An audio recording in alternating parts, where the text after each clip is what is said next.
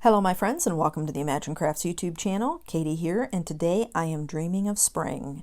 For today's project I'm going to be showing you how to create a simple floral thinking of you card, but you could easily change out the sentiment for a wedding, baby, or even a birthday card. Really any occasion. Let's jump in. So for my products today I'm using the Leafy Branch from Pink Fresh Studio. I've got the Thinking of You die from Simon Says Stamp. And I've got some layering hearts die set that I'll be using, and then I've got the Blooming Bouquet stamp set from Pink Fresh Studio, and I'm going to be using the lower floral set here that I'm showing you. For my inks, I've got the VersaFine Claire in Medieval Blue. I'm going to be using the Lulu Lavender, the Lilac Posies, and Rosebud in Memento inks. And I'm going to be using just a mini blending brush from Pink and Maine. Now the cardstock that I'm using is 100% cotton shiny cream cardstock. It's got a shimmery texture on the front. This is the back that is, just plain, 100% cotton paper. I know most of you will not have this particular cardstock, so a tip is you can make your own. You can use the Sukaneko shimmer spray in Sparkle. I recommend the smoothest cardstock that you have. Preferably you want to try and use some hot press watercolor paper because it will absorb the liquid beautifully. I also recommend doing your spray first, do your shimmer first, let it dry, and then go in and do your ink blending. To get started, we're just going to start with our Rosebud Memento ink, and ink blending is one of my favorite things to do. I know a lot of people struggle with it, so 3 tips I'm going to give you. First, don't be afraid to apply pressure. 2, change up the way in which you're applying ink. Here it's hard to see because I've sped up the video, but I go in a circular motion, I go into a figure 8 motion. Don't be afraid to change up the way in which you're applying ink. And 3, take your time. This panel took me about 15 minutes to do. I would definitely say that ink blending is a marathon, not a sprint. So don't be alarmed if you put your first layers of ink down like I did here, and it doesn't look right.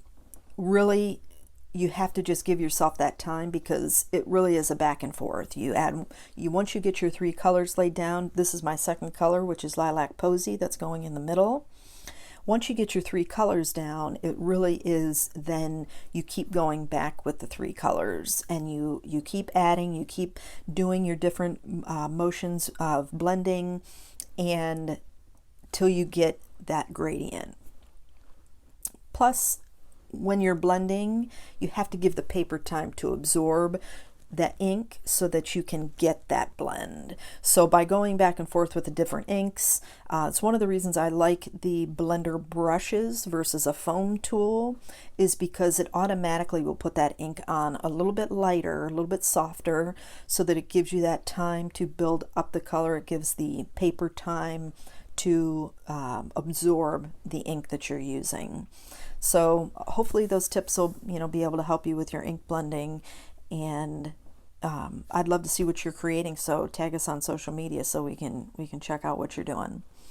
So third color is Lulu Lavender, so that's there at the bottom, and I can't remember if I mentioned that it took me about 15 minutes for this panel. The Lulu Lavender was really light, so that's one of the things that I had to keep going in and adding that to build up that color. And then once I got it to where I wanted to, now I'm just kind of deepening the Rosebud, which is up at the top, because based on the way that I was stamping, I wanted to make sure that I had good strong pinks and a good purple there at the top and the bottom, so that I got that good gradient. So ink blending is done. Here I'm showing you that I've cut out one of the die hearts, and I'm using some 40-pound vellum for that heart. And this other vellum is the Curious Translucent cardstock. It is a vellum. It's a little bit heavier weight. You can see the difference in opacity, but it's got a pearlized finish to it.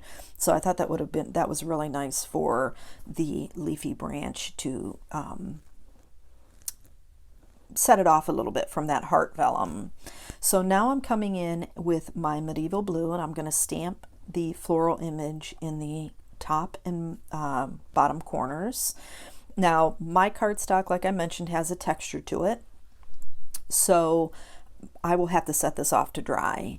If you make your own with the Sukaneko Shimmer Spray and Sparkle, you don't have to let it dry, because you've sprayed your panel, ink blended, and everything's good to go.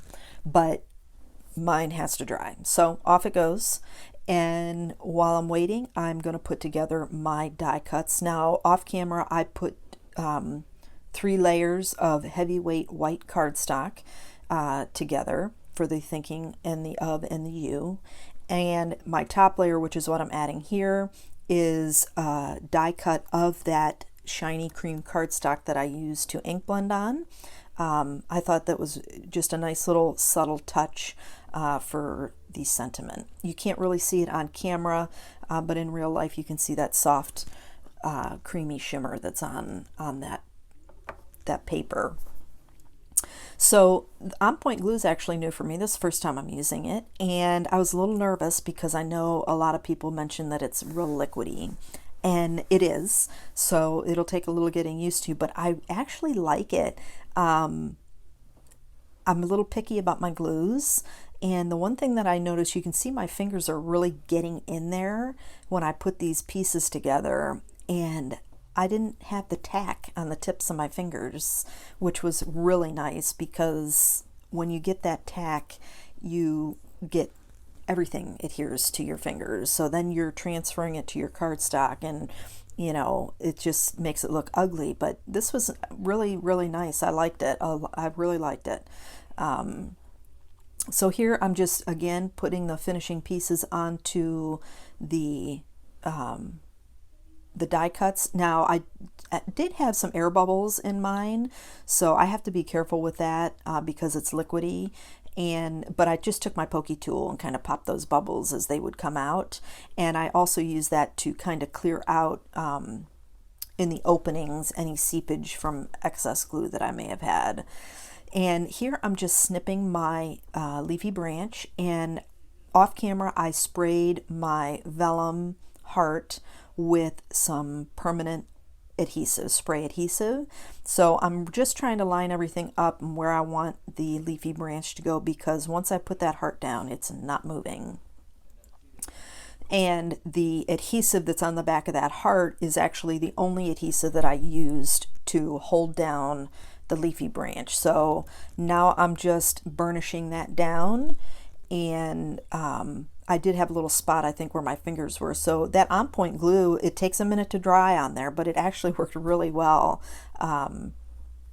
for that vellum. I really like that too. So now I'm just adding my sentiments to the panel, and once I get the sentiments put on, I do have, so my card-based panel quickly is 4 by 5 1/4. So I wanted to bring out the blue a little bit from the VersaFine Clair. So I cut a navy cardstock mat, and that measures, I want to say it's probably going to be, it's just like 1/8 of an inch, so 4 1/8 by what do we got, 5 3/8, sounds about right.